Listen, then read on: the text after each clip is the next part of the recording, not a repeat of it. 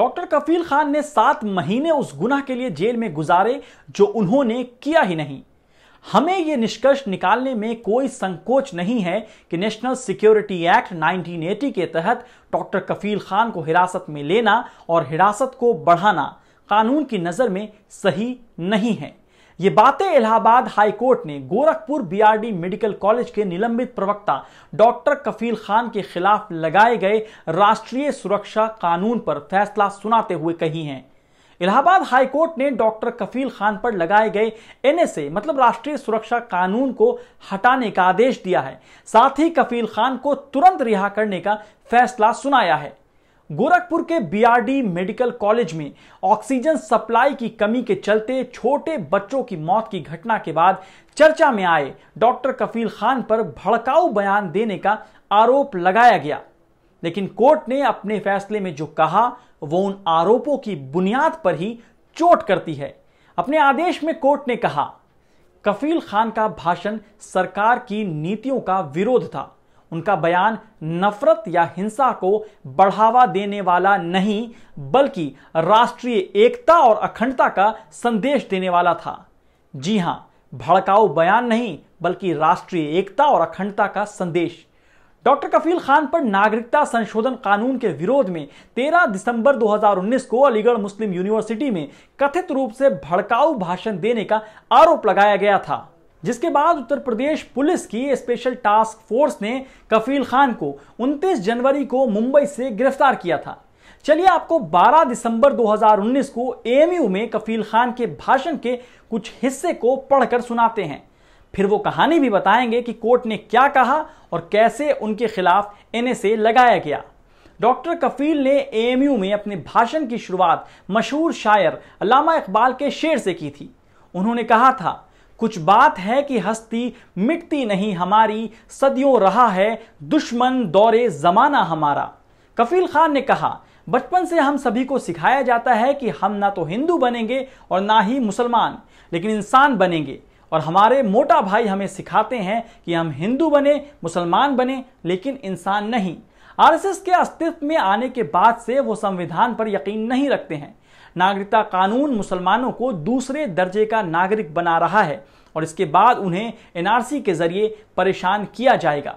इसी तरह कफील खान नागरिकता संशोधन कानून की कमियां गिनाते हैं, सरकार पर हमला बोलते हैं।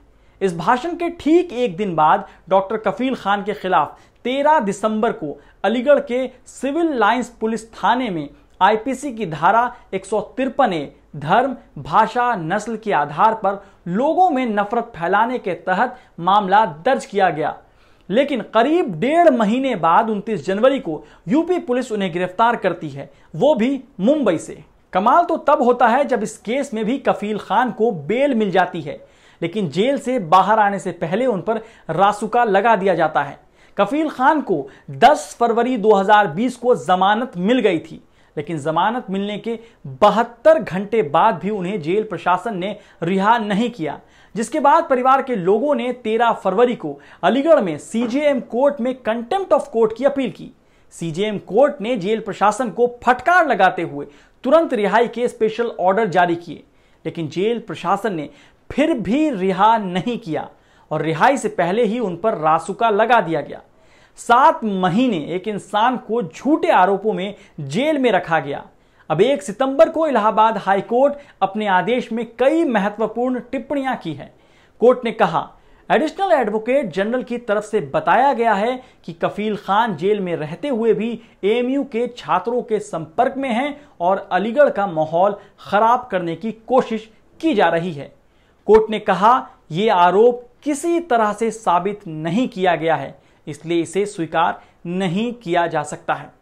इलाहाबाद हाई कोर्ट ने अपने आदेश में सबसे महत्वपूर्ण टिप्पणी करते हुए कहा, कफील खान का पूरा भाषण पढ़ने से प्रथम दृष्टया कहीं जाहिर नहीं होता कि नफरत या हिंसा को बढ़ाने का प्रयास किया गया है। इलाहाबाद हाई कोर्ट ने अपने आदेश में सबसे महत्वपूर्ण टिप्पणी करते हुए कहा, कफील खान का पूरा भाषण पढ़ने से प्रथम दृष्टया कहीं जाहिर नहीं होता कि नफरत या हिंसा को बढ़ाने का प्रयास किया गया है।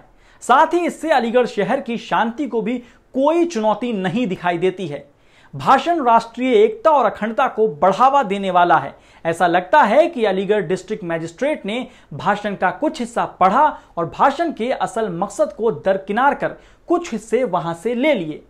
कोर्ट ने आदेश में कहा, 13 फरवरी 2020 को अलीगढ़ डिस्ट्रिक्ट मजिस्ट्रेट द्वारा दिया गया आदेश, जो कि यूपी सरकार ने भी कंफर्म किया है, रद्द किया जाता है। डॉक्टर कफील को जेल में रखना गैर कानूनी करार दिया जाता है, उन्हें तुरंत रिहा किया जाए। लेकिन सवाल यह है कि कफील खान का मामला हाई कोर्ट और सुप्रीम कोर्ट के दरवाजे तक पहुंच सका, तब जाकर इंसाफ मिला। लेकिन कितने लोग वहां तक पहुंच पाते हैं? दूसरा सवाल, कफील खान के 7 महीने कौन लौटाएगा? तीसरा सवाल, बोलने की आजादी को दबाने की कोशिशें कब तक चलेंगी?